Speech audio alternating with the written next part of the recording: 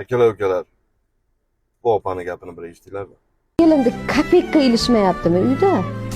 O'sha o'g'ilda ham bir tiyinlik qadri yo'q o'sha uyda. O'g'ilda gapi ham nol, qadri ham nol. Uni birdek ko'rishadi. Sen nima bilarding-chi, ravazingni, shunaqa narsa.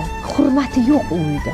O'g'ilda qandaydir, voy o'g'lim, voy o'g'lim keldi, voy o'g'il bunday zo'r bo'lib, bunday bir erkakligini ko'rsatib qo'yib, bir onaga ham o'g'il bo'lib, o'rni bo'ladi, gapi gap bo'ladi.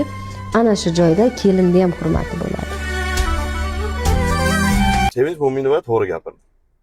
Erkak kishi ayolini nikohga olayotganda va'da beradi. Ya'niki himoya qilaman, har doim birga bo'laman, ko'zidan bir tomchi yosh to'kilmaydi deydi. Ayrimlar bor, va'dasidan esdan chiqarib qo'yadi.